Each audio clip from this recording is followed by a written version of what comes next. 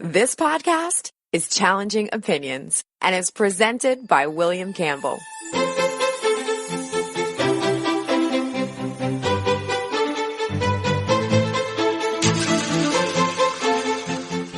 Thank you for downloading the Challenging Opinions podcast from May 18th, 2020.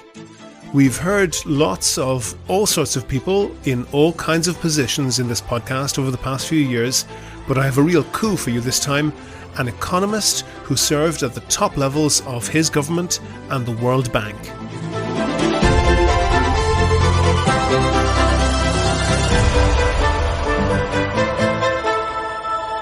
Challenging Opinions is the podcast where ideas are tested. Whether you are left or right, conservative or progressive, devout or skeptic. What matters is the strength of your argument, not the strength of your voice. Coming up in a few minutes, these gigantic share valuations that you got on Wall Street were fueled by the cash that the banks and large institutions had from quantitative easing, from the government basically just printing cash, and that wasn't flowing down, and that we were due a correction in any case. I fully agree with you. Damn it. I thought we'd get an argument. Let me just to make a small remark. There has been clearly a structural problem with the U.S. economy. That's coming up shortly, but first I want to say thank you to all of my donors on Patreon. I appreciate them all. Patreon is a website that allows people to donate $1 or $2 per podcast or per month, and that helps me to devote more time to research and finding interesting guests. If you think that you could do the same, there's details on the website and at the end of the show. About 2 years ago on the podcast, I had an interview with Natalie Wynn, then called Natalie Parrott, and also known as the YouTuber ContraPoints. Despite the fact that I'm a huge fan of her YouTube channel, it was a pretty tense interview. If you don't know the ContraPoints channel on YouTube, you should look it up now. She puts a huge investment into the writing and shooting of the videos, not least to the hugely in-depth analysis of the topics covered. Because I'm a big fan of her videos, particularly the rigorous intellectual questioning in them, I was a bit disappointed that the interview was, as I say, tense, and that Natalie came across as defensive. That was my perception, and quite a few listeners commented in the same vein. Natalie is a trans woman. A lot of her videos are centered on that topic, and I thought that it would be interesting to talk to her about the issues that surround that, and of course that would mean putting to her the views of people who disagree with her. If you listen to that interview, I think you will hear that she didn't see it that way. One of the topics that we disagreed over was the way in which some trans people and their supporters can be perceived to be intolerant of any expression of views that they don't agree with. They are certainly not alone in that. I'm not suggesting that's true of all trans people, but there seems to be little point in denying that the effect exists. To illustrate the point, I played a clip of a woman who describes herself as a sex educator, Lacey Green. If you know anything at all about her, you'll know that she is a strong supporter of the LGBT community in general and trans people in particular. But despite this, she was the subject of an online and occasionally terrifyingly offline hate campaign. This is how Lacey Green herself spoke about the incident. Video to him, and at the time Chris had called himself the T-word. That's how he referred to himself. Wait, the T-word, so he called himself trans? Did I just miss something? People are going to yell at me if I say it. Oh God, something just really went over my head there. Tranny. Tranny? Yeah. Well, you're just quoting something that someone said. I know, but people get really mad, But dude. whisper it a little louder. They're going to try to slit my throat. You called Chris tranny because that's the word he was using about himself. I said he's my favorite. Okay, so you said that Chris was your favorite tranny, a word that he was using. I know, but look, I have been violently threatened. Thank God, it's not like we're putting this out on the You have to understand, I have been violently threatened. Yeah. Many times over this, so... I wanted to get Natalie's opinion of people who identify themselves as trans and their supporters making death threats to a young woman who hadn't meant to harm anyone. So I played her that clip that you just heard there, and I asked her what she thought. This is what she said. It's a slur. I wouldn't use the N-word online. And I'm sorry. I mean, I'm sorry that she gets death threats, but I get death threats. We all get death threats.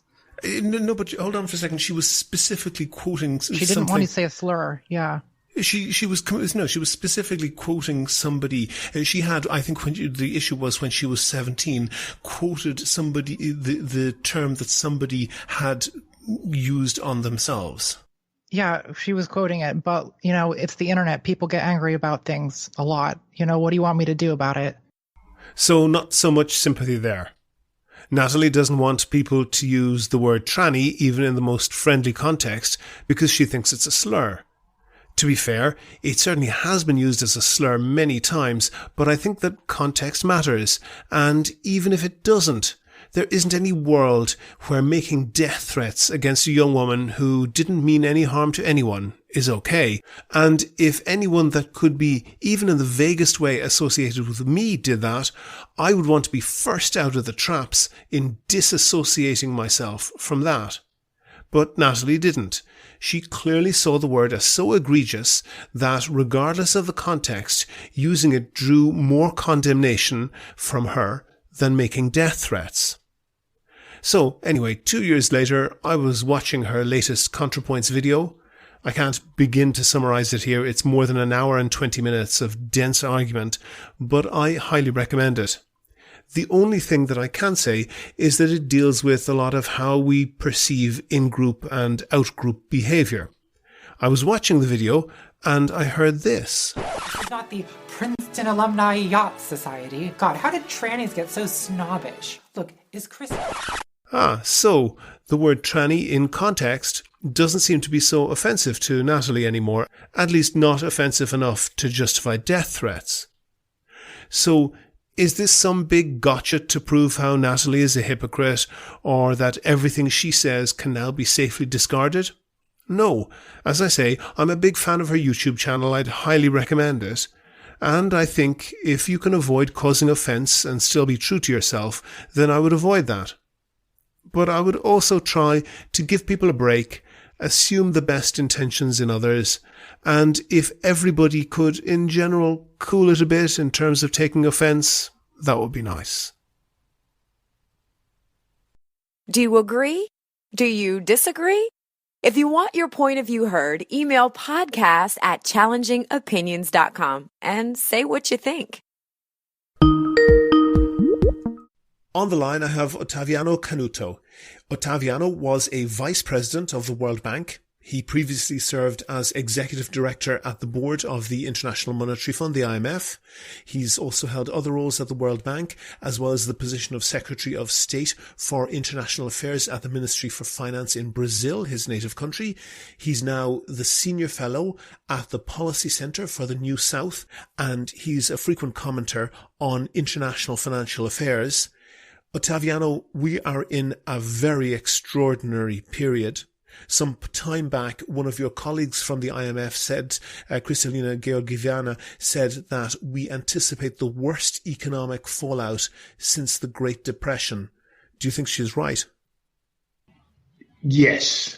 First of all, thank you for having me here. It's a pleasure. Mm-hmm. And I think Kristalina is right, because we are undergoing a temporary but very, very severe crisis. And the downfall of GDP, employment, and other aspects of economic life tell us that we're going to be through really a deep process of GDP shrinking and pain. Mm. Now, the point is that this crisis differs from previous ones because it combines a very severe supply shocks, that is to say, for public health necessity. People are confined. We have the social distancing policies that affect the possibility of producing things in several parts of the economy, particularly in service. Anything that needs physical agglomeration of people have been hurt, but also a demand shock. Because even if, for instance, the governors decided to suspend the social distancing policies at play, Do you think people would go to restaurants, or would do traveling again? Not for a time, not before we have, let's say, we all feel at ease with respect to the coronavirus spread. So it is deep. It is really, really a crisis that will dent on the GDP of not only the US, but also of the global economy. And then I've heard something said, and maybe I'll give you the buzzwords that I've heard and read, and you can tell me if I'm understanding them correctly. The first one is a V-shaped recession or a U-shaped recession. That basically means, do we recover quickly or slowly? Which do you think? Well, look, yes, that's a good characterization of the hypothesis prevailing in the beginning of this crisis and now. In the very beginning, when many people expected the coronavirus stuff to be circumscribed to China and some other Asian countries, there was the hope that it could be a V-shaped process. Namely, China suffers a shock that has spillovers on the world and so on. But then, after 2 months of sudden stop, it could recover. That was the hypothesis in the beginning. But once the coronavirus landed clearly in Italy, and it became clear to all of us that the spread of the coronavirus would become a global phenomenon, then things changed dramatically. That's when we had the shock on financial markets in the US, the rest of the world, and we all realized that this would be a longer process. So it's more to a U-shaped, and hopefully, provided that the policies implemented by countries, let's say, minimize the damage on the social tissue and on the tissue of companies in the economy, we might have a J-like. It could be a little bit worse. But definitely the V-shaped recovery process is now out of the cards. Okay, then I want to just maybe bundle two questions to you. The first one is just a yes or no question. It seems like from what your colleague in the IMF is saying is that if it's going to be as bad as the Great Depression, then that clearly means it's worse than the credit crunch 10 years ago. That's a yes or no. And secondly, what, in your view, are the correct policies for governments, particularly in the West, to pursue in order to minimize the damage? Perfect. To the first question, yes. To the second, I guess what everyone has insisted on, and most governments have been pursuing, is to implement policies that minimize the permanent damage of the temporary crisis on people and on firms. Let me explain a bit. The sudden stop and the following unemployment that has taken place, they are not due to things that were necessarily wrong with the functioning of the economic system. They are simply an outcome of the spread of the coronavirus and the public health response that followed. Now, one aims at, let's say, passing by the crisis without letting the shock to become something more permanent, more durable, as it was the case in the 30s with the Great Depression. The Great Depression happened particularly because after the downfall of the stock markets in 1929, there were not policies in the following that impeded, for instance, the bankruptcy of healthy, solvent firms. There was no policy to protect those who were immediately unemployed and didn't have any way to survive the process. And then the financial crisis then became the Great Depression that we all know from history. So then I want to give you one phrase that I've heard, and you can explain what it means and whether you think it's a good idea. Helicopter money. What is helicopter money? Yes, helicopter money is simply, money that is distributed directly to the population on a temporary basis. This is not something to stay forever, but to help those vulnerable people in society to live through, to overcome the painful process during which the economy is submitted to a sudden stop.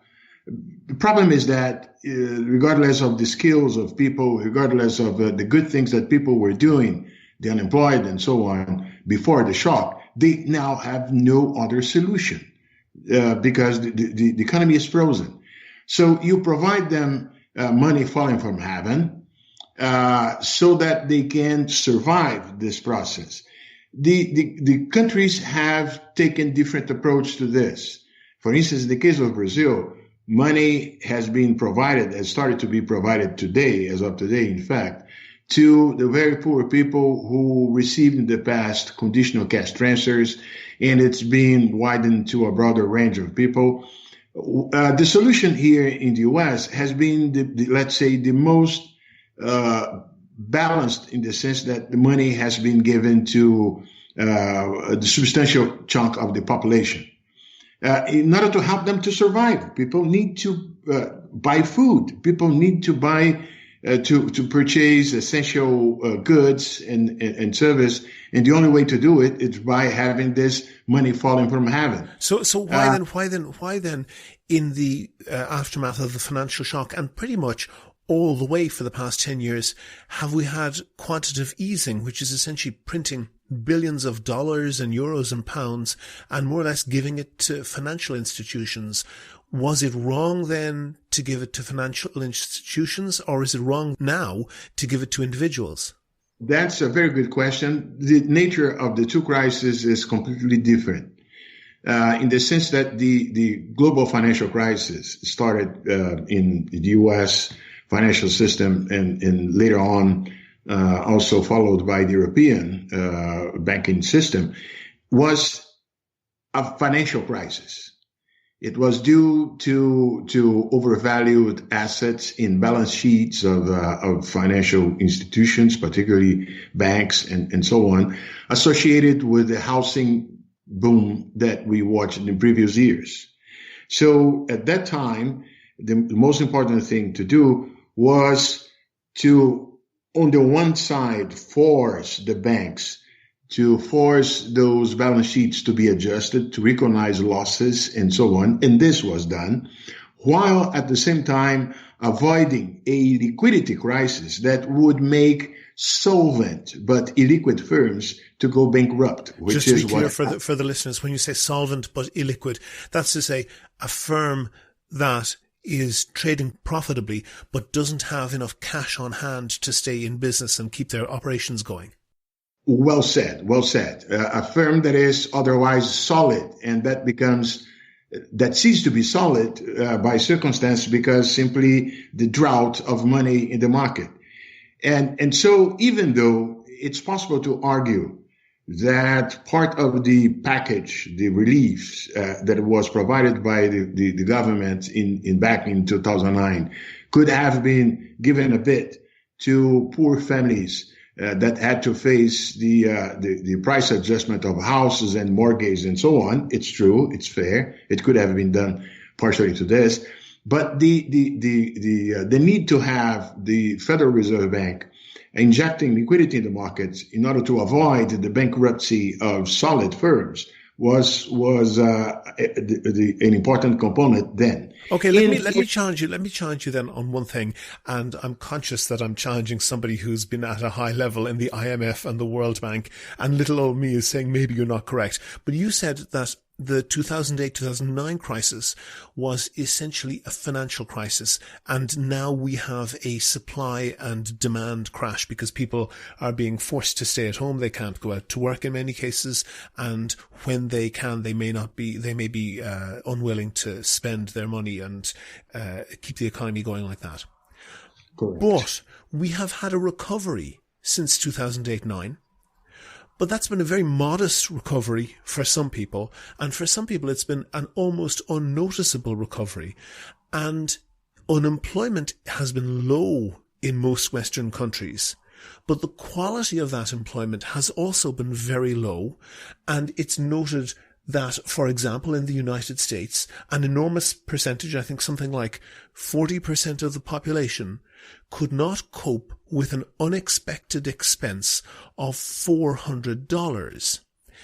Isn't it true that these gigantic share valuations that you got on Wall Street were fueled by the cash that the banks and large institutions had from quantitative easing, from the government basically just printing cash, and that wasn't flowing down, and that we were due a correction in any case? I fully agree with you. Damn it. I thought we'd get an argument. Let me just to make a small remark.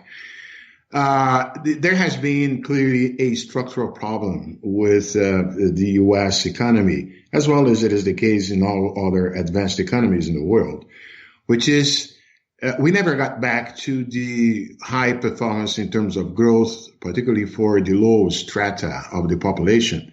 As we can see in the figures regarding income distribution, the prosperity has been mostly accrued by the upper part of the income pyramid. You were right in that regard. Mm-hmm. And by the way, we haven't had a recession for the last 10 years in the U.S. economy up to now. So that has been the longest period of stability, but the average growth rate has not been, let's say, as great as in previous decades.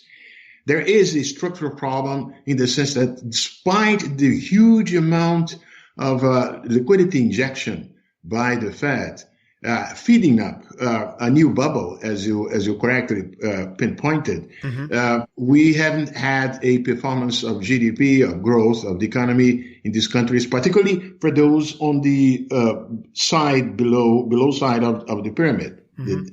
But the point is, what would the alternative have been better? That is to say, to not have even this exuberant behavior of asset markets. I don't think it would have been great. My point is that let me put my theory. Let me place my theory at your feet. Perhaps 10 years ago, what we should have done, rather than giving huge amounts of cash to the institutions, was perhaps give that cash to individuals, and in order to manage the illiquidity and sometimes insolvency of the banks, say that whoever's getting that cash, if you're in debt, you must use that cash to pay off debt. If you're not in debt, you can keep it. Would that not have been a better way, rather than having essentially what's happening now, that you have enormously profitable companies, the Apples and the Googles and so forth, piling up gigantic stores of cash in places like the Cayman Islands? Wouldn't it have been better to give that directly to the people and let them spend it, and sure, let the companies make profits, but from it going through individuals' hands first? Maybe not handing over cash simply to families, but rather to use the public resource to retrain labor, to prepare the workers to new functions and so on. And that may explain the things that we were referring to as structural problems in the U.S. economy along the last 10 years. They were here before. Mm-hmm. There has been an underinvestment in this society with respect to the preparedness of large swaths of its population to the new world. See, the levels of unemployment and the economic harsh suffered by parts of this country, they have less to do with the invasion of goods from China or Mexico, and they have more to do with the lack of preparedness of the population to technological changes. The changes in manufacturing, they have taken place because of technological change that have, let's say, undermined the ability to integrate from those people with inadequate technical and educational background. Crudely put, if you're at the bottom of the education heap, it's easier for a computer or a machine to replace you. Therefore, you are competing with your wages. Your wages are competing with that of a machine. It has been like this. And to the point that the promise made by President Trump to get manufacturing back to the U.S. Or the employment. He may manage to get back part of the manufacturing processes, but to rewind the clock and go back to the 50s and 60s and 70s, it's a myth. This is not possible, because the demand for labor has changed dramatically in profile, in intensity, and so on. So the best thing to do is to prepare the population to do other things, to improve their skills, to go up the ladder with respect to occupation. There's no way for West Virginia or for the interior of Wisconsin to go back to the past without having the preparedness of the population, reskilling, and so on. This issue has been with us for the last 25 years. So President Trump is wrong when he says it's Chinese taking your jobs. It's not. It's robots taking your jobs. Yes. This is a very populistic. Of course, it's easier to put the blame on foreigners, on people from outside. I'm not denying that this has been a challenge all over the world. So the fall of poverty levels in a substantial part of the world that has been made possible by globalization, by global value chains, and so on, has created this challenge. I'm not denying this. But thinking that you can retreat and bring back the production processes to this country without having as I said, the due investments in infrastructure, in preparation, in re-education. Pause with that idea then. Pause with that idea, with the idea of the investments in infrastructure and education and so forth. And in the two most prominent Western democratic capitalist countries, the UK and the US, over the past few months, both of those countries were offered red-blooded socialist alternatives in elections. Bernie Sanders in the US and Jeremy Corbyn in the UK. And both of them were roundly defeated.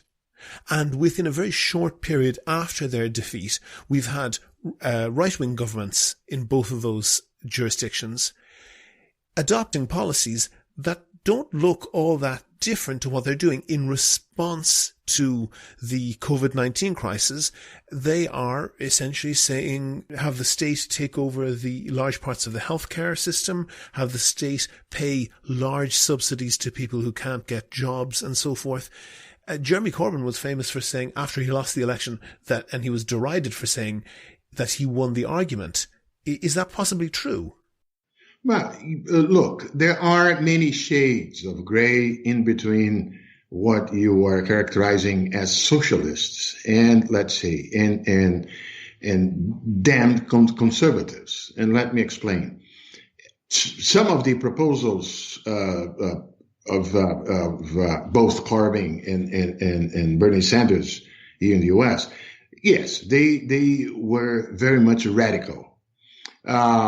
While at the same time, there are many possible intermediate level types of policies that don't have to go to the extreme that you are referring to.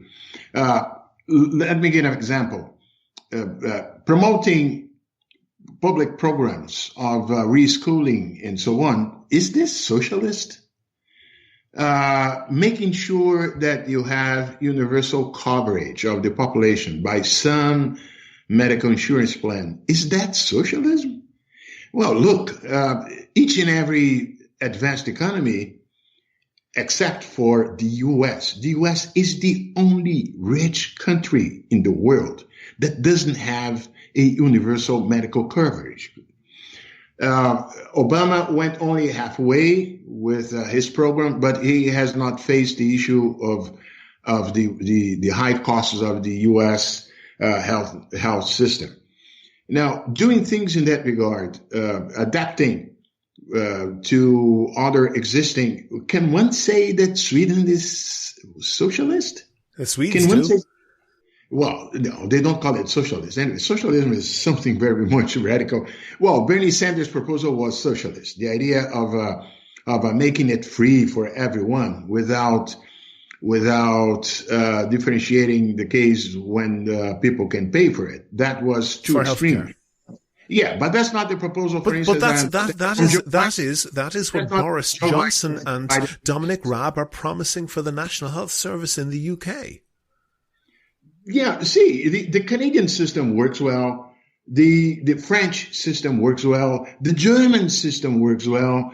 The Germans are being able to cope better with respect to the COVID-19 because they have substantial capacity to provide critical health services and so on, even better than their neighbors and so on.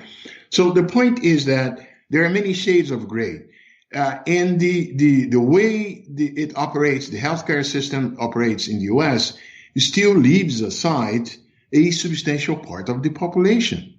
And whereas it's possible to, you may live with a dual system, one that is, let's say, broader, universal, providing basic service, as it is the case in the countries that I mentioned, including the UK, and leaving some space for private insurance systems, which can, let's say, cover other more expensive stuff and needs, without having a fragile base as the one that we have.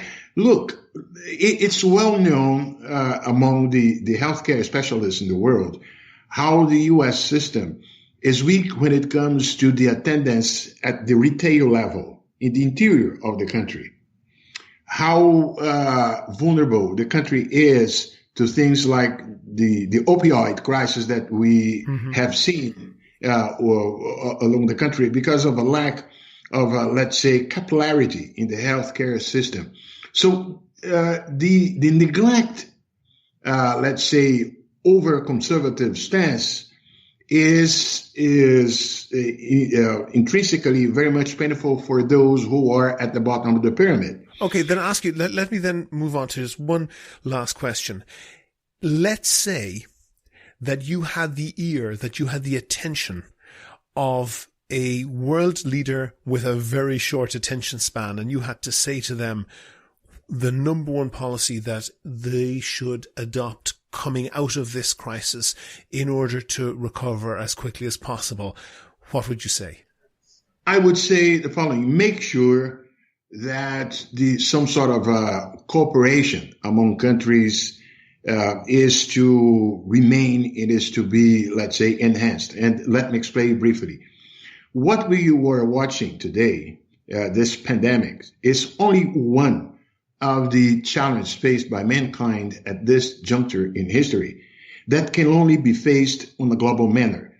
It's not only finance, but one must include terrorism, one must include cybersecurity, and pandemics was already pinpointed some years ago as one of those new potential problems faced by the global society that can only be faced by some sort. His eyes are glazing over. You have to tell him what to do. Exactly. What should he do?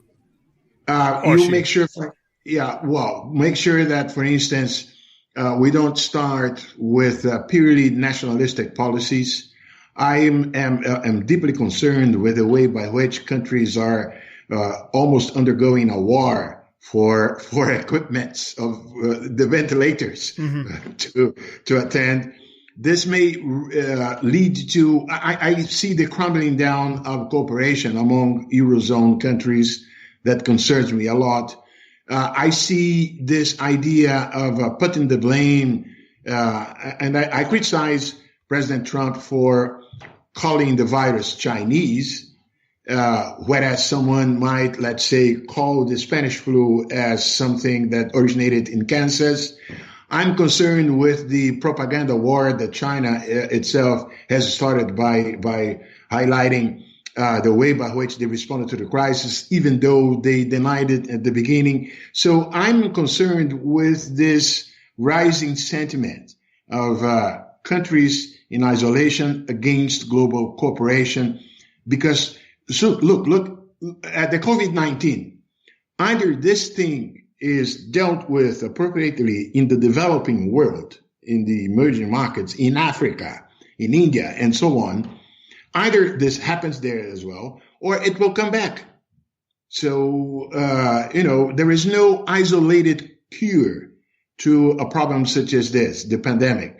And that applies to other issues faced by mankind. And the same applies to migration, to climate change, obviously.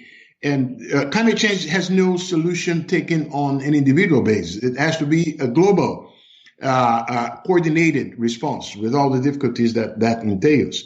So the awareness that the COVID-19 is bringing to us all is the need to be more cooperative on a global scale, that there's no such a thing as taking refugee on individual country, even in the case of such a large, rich, and relevant country like the U.S. Otaviano Canuto, former Vice President of the World Bank and holder of many international financial roles, thank you very much for talking to me.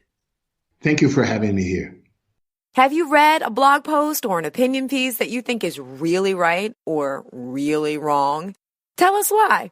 Email podcast@challengingopinions.com and let's discuss it on the next show. Go to the website for sources and links to what we were talking about. And while you're there, please like the show on Facebook, follow @ChallengingO on Twitter, and follow Otaviano Canuto @OCanuto. And get in touch with me if you can suggest a guest or a topic for a future show. And thanks to everyone who's signed up as a patron on Patreon so far. I appreciate them helping me to devote more time to researching topics and guests.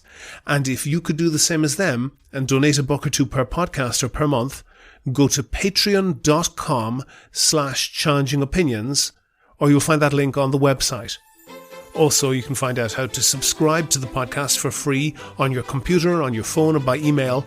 It's all at www.challengingopinions.com. Coming up next Monday, that's May 25th, I'll be talking to the writer and journalist Marsha Brown about what's happening on the United States southern border. The Challenging Opinions podcast is produced and presented by me, William Campbell. Thank you for listening.